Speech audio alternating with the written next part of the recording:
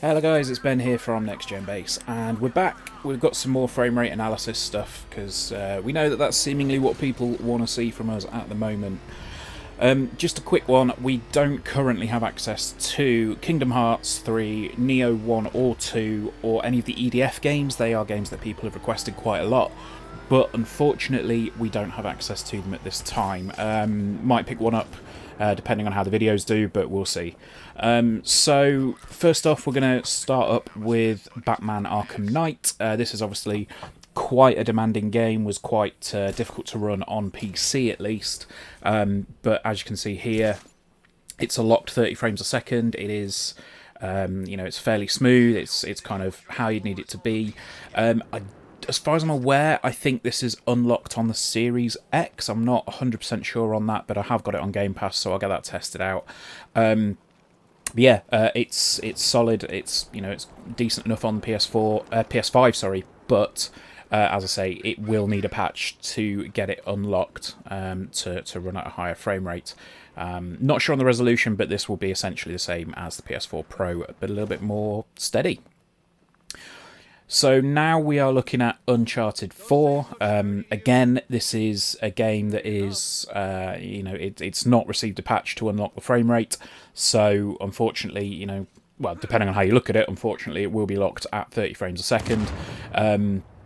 It's a game that, it's another one that's locked at the hardware it's another one that's locked at the software level for 30 frames a second. So unfortunately, it's not going to go above that with the PS5 unless it gets patched. So whether it does or not, I don't know. It certainly looks like the PS5 has the capability to run games at that higher frame rate. Whether Naughty Dog go back and patch it or not, it remains to be seen at the minute. But again, solid 30 frames a second. It still looks absolutely gorgeous. It's still Uncharted. So that's how that one performs. Next is a game that I was quite curious about because it didn't perform very well at all on the PS4 Pro. This is Predator Hunting Grounds. So obviously your mileage may vary on this because it is a multiplayer game and it will be different every time you play it. But from what I can see here, it's not a game that I've delved into all that much, as you can probably tell from the gameplay. But it does run at a locked 30 on the PS5. So if you're wanting to get a decent frame rate from that, or a steady frame rate at least, you can pick it up on the PS5 and get that played. This is one that I think would easily run at 60 if the developers went back and patched it. But again, we'll have to see, what that does to it, and whether they're actually going to implement that patch. But we shall see. Okay, one that we had quite a few requests for is Battlefield 1. This is, again, running on the PlayStation 5, and it is a locked 60 frames a second. This is the multiplayer.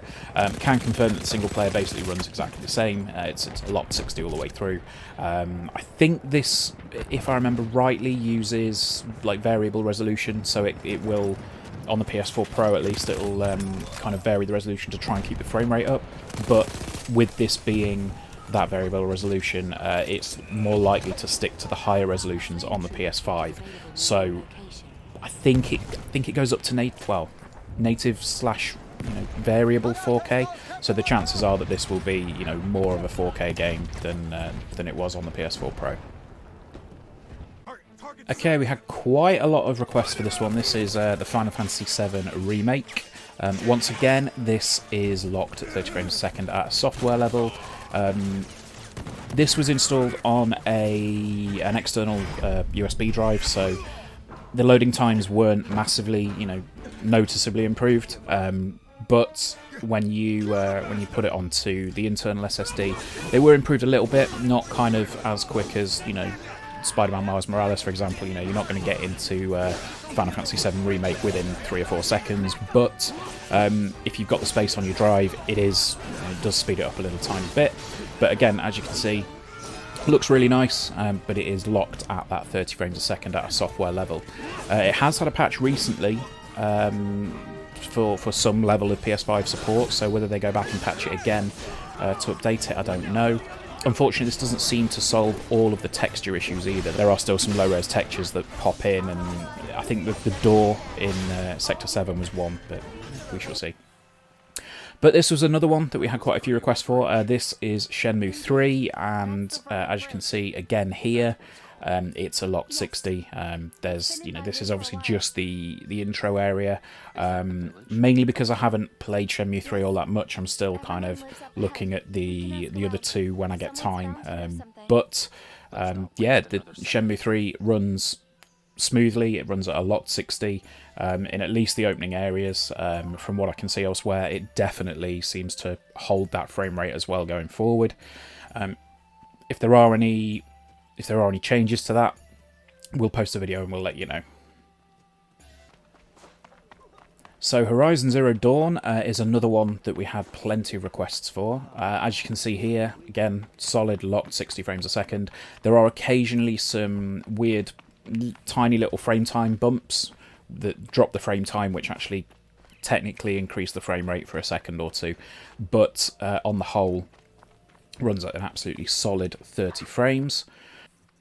There is something quite interesting that happens when you open up the map. So the game itself runs at that 30 frames, but when you open up the map, because the frame rate limit is technically removed or capped at 60, the frame rate just shoots up to 60 frames a second in the map. So we know that there's something there in terms of the game. So that technically, it probably can do 60 frames a second. Again, it's just whether Guerrilla go back and patch it. But you can see here the frame rate immediately jumps to 60 frames a second when you're in the map, and then when you come out of that, it drops back down to 30. Okay, and this is the one that I think a lot of people were hoping for, and it's genuinely really impressive. This is Ghost of Tsushima, and again, locked solid 60 frames a second, and this is actually running in the resolution mode, not the frame rate mode, because there are two modes in Ghost of Tsushima. On the PS4 Pro, I think you can get a smoother frame rate. I'm not 100% sure if it goes back up to 60 without going back to it myself. But yeah, on the PS5, even in the resolution mode, this goes straight up to 60 frames a second, and it just locks it there throughout the entire time that you play in. So it's really impressive. I actually played a couple of hours of this last night, and got no noticeable drops whatsoever. So I mean, as you can see here from what we're seeing, it may well potentially drop to like 59 every so often, but it's not something that's noticeable to me at this time. And Dreams was one that a few people asked about, because obviously Dreams has a lot of community created content, so it can run a little bit strangely on PS4 Pro, but in the menus it's a locked 30 frames a second. However, when you go into a game, you just got to bear with as well, the frame counter levels itself out. When you actually go into a community created game, it goes up to 60 frames a second and it locks there. So it's a strange one. I mean, obviously there's no real downside to this. I think the menus being at 30 frames a second isn't a huge deal. It's just when you get into the content, it's an absolutely solid 60 once again. So this was just one game that I thought might have been a little bit demanding on the on the engine, but it holds up. It runs at a again, solid 60 frames a second. Tried another game out as well, and the same story. Menu was 30 frames, and the actual game itself a little bit less demanding of a game, but the game itself ran at 60. So if you're a big fan of Dreams, going into the Dreamiverse, then absolutely PS5 would be worth it for Dreams. But of course, the biggest question in pretty much everybody's minds, in the PC space for a while, was, can it run Crysis? And yeah, it can, except with a weird issue. So I don't know if you can see this, but if you look on the sort of right-hand side of the screen, about 2/3 of the way in from the left, there's almost like a box where the blur effect is being applied. You can definitely see it there where it goes across the guy's face. That happens in the cutscene, but it also happens when you drop down and do aim down sights. So this is running in the performance mode, which pretty much locks the game at 60 frames a second. The only problem is that Crytek haven't sorted out the issue where you have like hitching at the checkpoints, which is a bit frustrating. You can see there that it kind of just stutters a little bit, but on the whole, it runs fairly well. The performance mode locks at 60 frames a second, but you do have that weird issue of the blur effect being in that box. Moving into the ray tracing mode, you can see here it's stuttering all over the place at the start. This is because at this time the PS5 is not using the hardware accelerated ray tracing, so all of this is essentially being brute forced by the GPU, and you can see there that we've got quite a lot of stuttering in the frame times, so it doesn't result in a massively smooth experience, and this is something that we're going to see in just a second as well when we switch over to the fidelity mode here. And you can see again the frame times are kind of stuttering all over the place, but it does give kind of a locked frame rate. It results in a really strange sensation where the game does not feel all that particularly smooth, but it's still, again, with a relatively solid frame rate. It's playable, it's fine. I would probably go with the performance mode on Crysis Remastered until it gets a patch. That is, if it is getting a patch. But I mean, this just gives you an example of how it runs. Like I say, it's fine, but this isn't my preferred way of playing on Crysis Remastered. So that's going to do us, guys. Thank you for watching today. If you have enjoyed this video, please do subscribe to the channel and leave us a like. I know a lot of people have, and it is genuinely really appreciated. At the moment, I am the only person on the team with a PlayStation 5 due to the fact that we're in the UK, and it's been a hell of a lot of work. I also have a 9-to-5 job, so it's been really difficult to get a lot of content out quickly, but we will try and get stuff out as quickly and as we can going forward. So subscribe to the channel, and hopefully we'll have some more stuff out very soon. All right, guys, take care. Bye bye.